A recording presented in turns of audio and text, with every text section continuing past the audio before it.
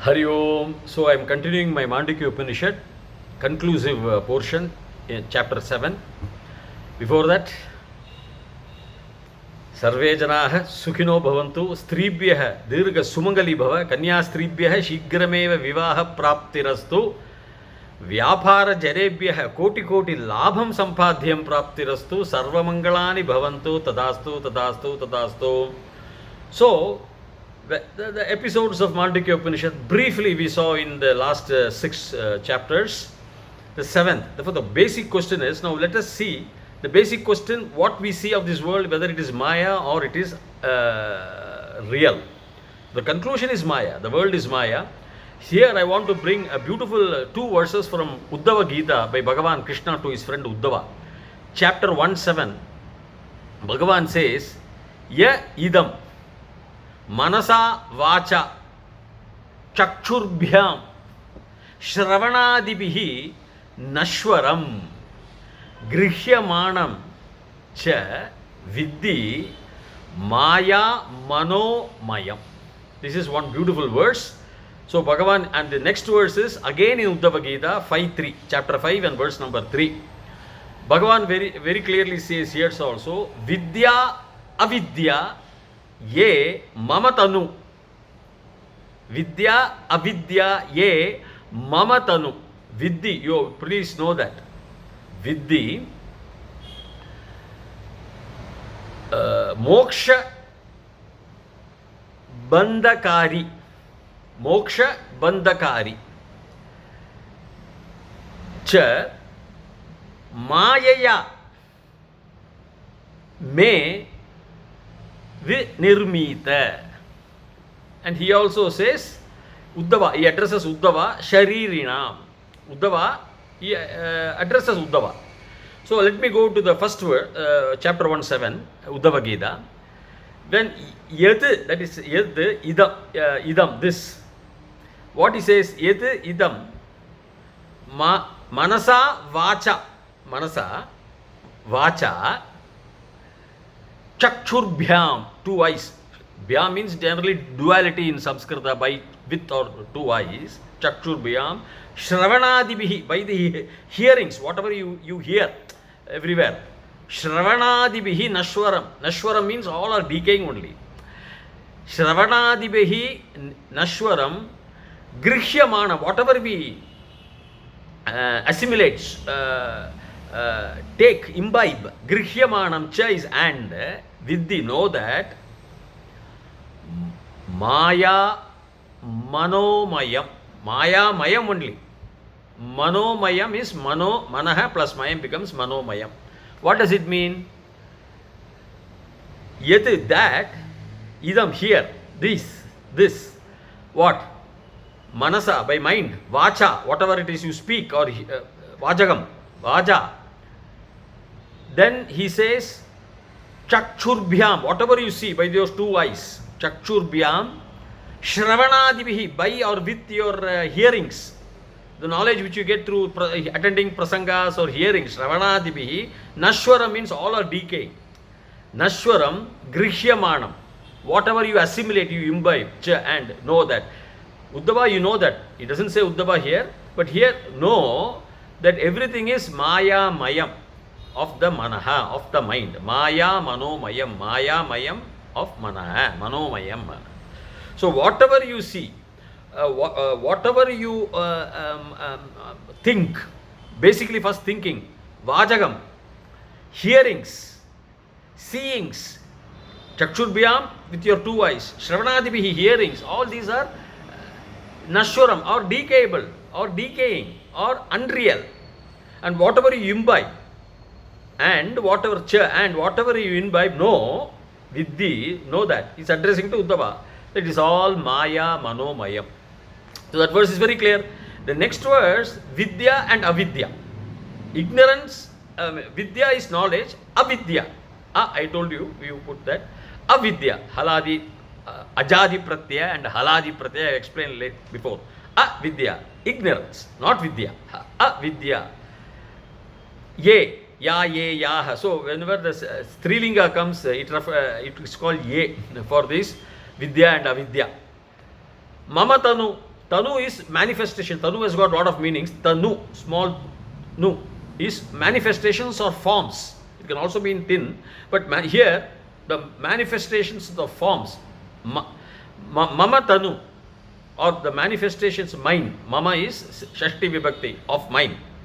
Mama Tanu. So you have to know these things. This Vidya and Avidya. Vidhi, know that a Uddhava, Sharirinam, of the body. Of the body only everything is seen, heard, spoken of the body. Moksha also. Moksha and Bandhakari. Moksha and Bandhakari is what? Mayaya, by Maya. Maya is the Strilinga. Mayaya is the Tritiya Vibhakti, by or with. Mayaya, what? He, may, of mine. May can be fourth Vibhakti, two or for that, or sixth also, of. Nirmitaha. It's all established by. V is Upasargaha. Nirmite. Nirmite. That's what Bhagavan says. It's all established. Nirmanam, established by me. Everything. All your Vidya, all your Avidya, all the manifestations of the Sharirinam, of the body. Hey, Uddhava, oh Uddhava, know that. Moksha, Bandham also. All your moksha, liberation and bandha, the bondage also, he says. It's all Mayaya. It's been established by me, by or with Maya. Now, not only Bhagavan says that Maya is the finality. Everything is the finality. Whatever you hear, you see through your Pancha Indriyas, idam, that the forms, everything, all Shravanadibihi, all the verse number 1, 7 and verse 5, 3, both in Uddhava Gita. Everything, your hearings, your sayings, everything is established by Maya. And in the verse 5, chapter 5, 3, Bhagavan very clearly says in Uddhava Gita that it has been established by me. So Bhagavan is there, he has been established by me. I have established the Maya, and this Maya is what plays the roost. Not only Bhagavan, not only Bhagavan Sri Krishna Paramatma, all our rishis, Atri, Bhrigu, Kutsar, Vasishtar, Gautamar, Kashyapar, Angirasar, Vishwamitrar, Parasharar, Jabalar, Uddalakar, Jamadagini, Janakar, Ashtavakrar, Shukamuni, Shukar, all these rishis, top to toe, Shvetaketu, everybody comes to the understanding of Maya and of the Paramatma. The world is unreal. The Buddhist philosophy, the world is unreal. It's been established by our sages.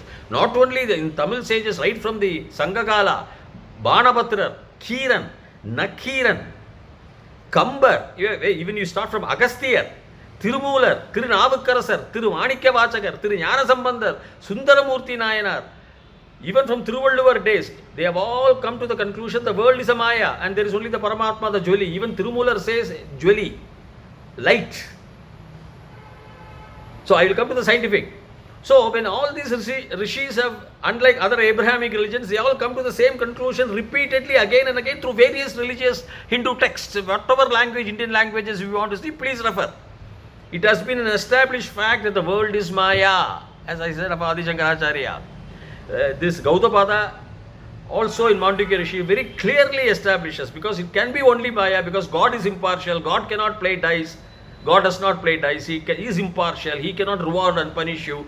Therefore, the God is a state. Now, what about science? Science, we have seen 3 Nobel Prize winners who, John Clausier or Alan Aspect or Anton Zeilinger, all have established. But Alan Aspect have come scientifically. What are all the scientific experiments? I have already told you. This is the double slit experiment, the quantum erasure experiment, the Iron-Bell's theorem of inequality. All these things have very clearly established that in double slit, I have very clearly explained, you can go refer my Mandukhya 1, that when an atom is observed, it behaves like a particle, and when the atom is not observed, it behaves like a wave. Steve Wax says we are all interconnected. He takes a cell from me and cultures 30 miles away in a disk, and then when the EEG is done, electroencephalogram is done, both have the same electrical current plotted on a graph sheet, like your ECG. So all this science also has proved unequivocally, without any slight of doubt, no doubt. Science and Hindu philosophy tallies at most. People who do not know, they will only blabber. So science and Hindu philosophy has very clearly proven all these things, that it is Maya.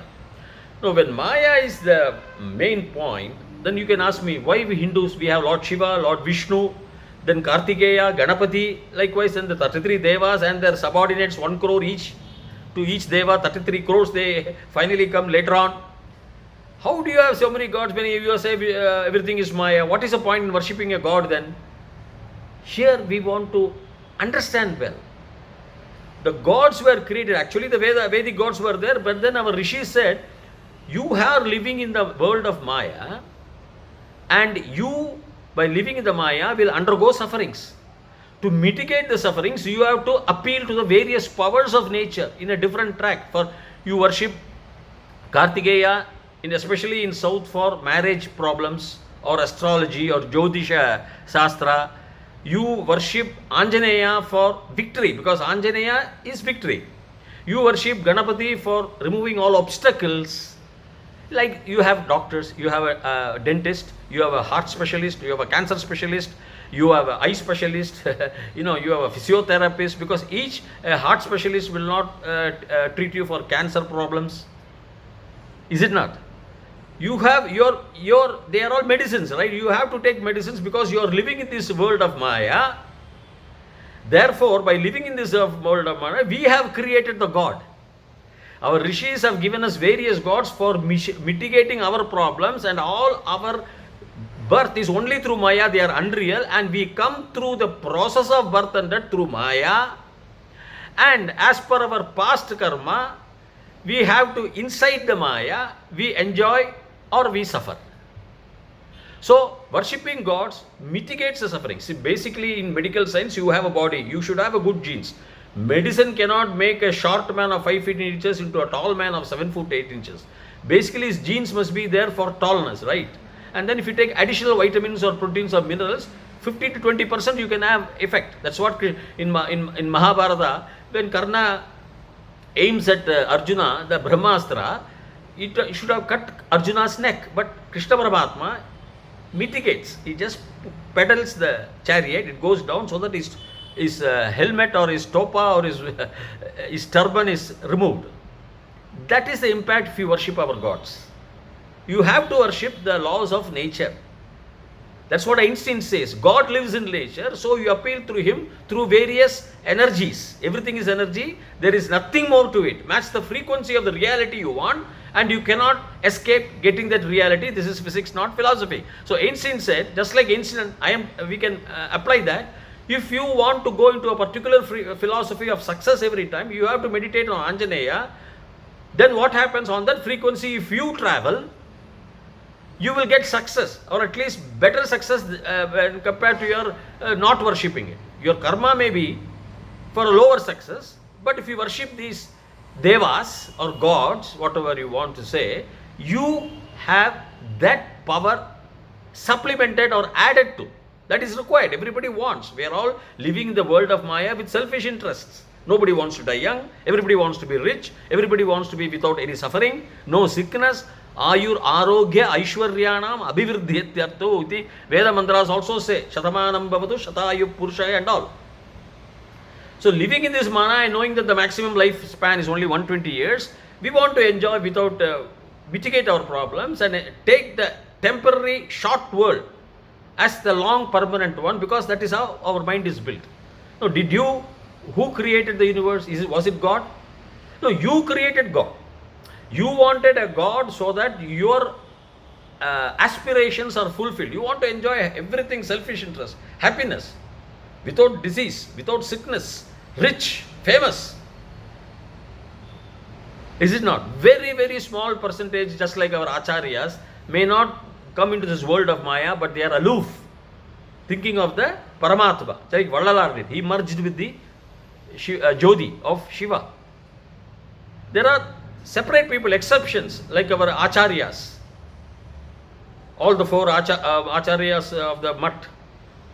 They all are different people. You can't put exceptions to the general pool.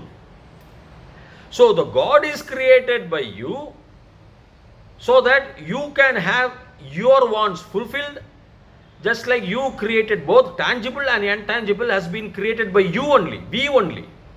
Through this Maya, we have created the intangible emotions like sorrow, dukkhness, dukkham, suffering and all. We have created because we do not know that they are a passing phase, a passing cloud. But we want to have that sorrow and we suffer the sorrow and we yell, claim, groan, cry, or we are too happy, we are dancing.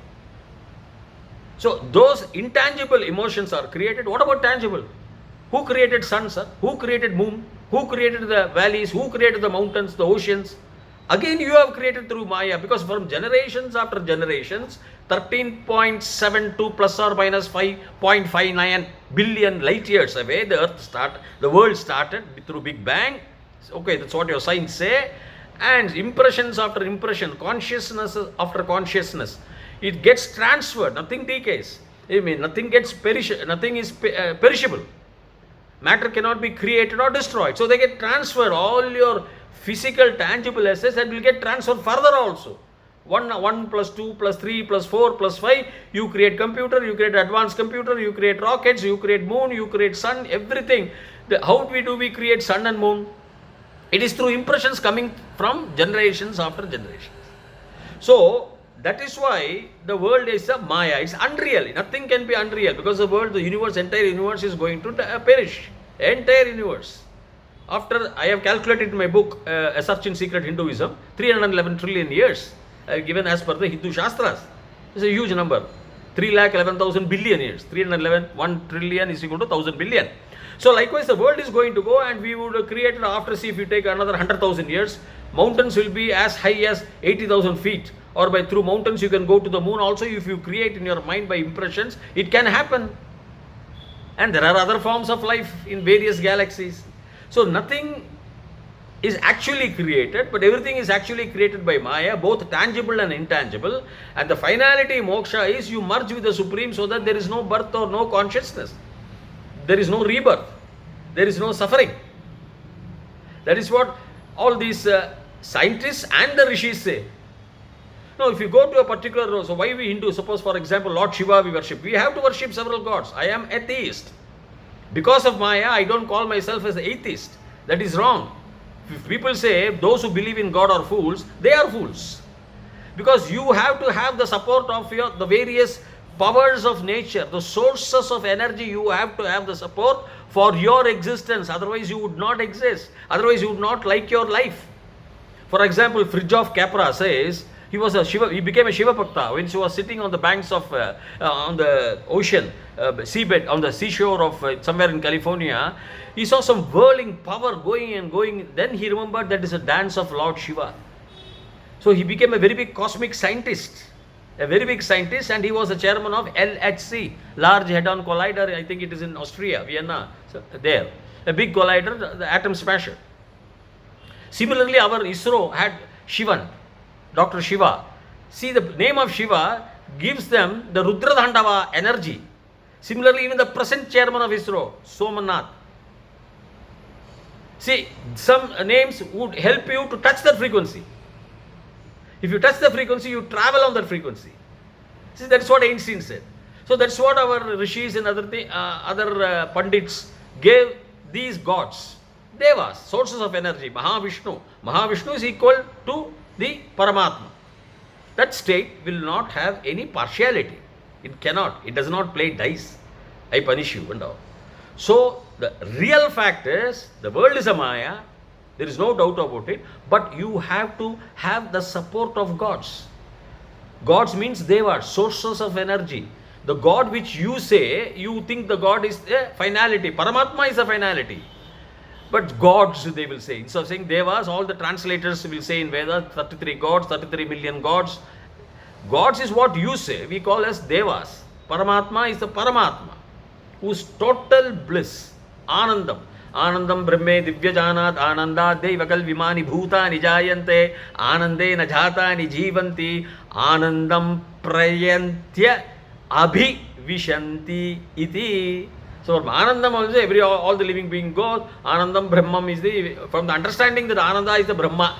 Anandena kalu imani bhutani jayanti. All these bhutani, all these living beings jayanti. Anandena jatani jivanti.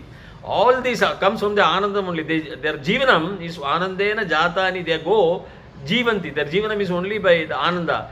Finally it merges into Anandam prayantya abhivishanti. They go finally to Ananda iti, thus. So that state is bliss. The Paramatma state is bliss. But to achieve that bliss, we have to have the support of the Spinoza's God. As Einstein says, God lives in nature. And it's simply saying your God is superior to my God. That may be a difference of opinion between people. But the Spinoza's God worship the nature, different forces of nature, as very clearly spelled out and guided by our rishis. That is what I am a very firm follower of Hinduism. So with this I end this thing with the conclusion that God or whatever it is, the devas, the tangible and the intangible are all created by us only for us to enable us to merge with the Paramatma. You cannot escape without the support of these gods, without the support of medicines, without the support of your friends, without the support of doctors or lawyers. You cannot exist nicely in this Maya world for about 120 years. So with this I conclude my Mandukhya Upanishad series till such, and I shall get into my next series till such time. Bhuyat Tavat Shubhamangalam Hari Om. Thank you.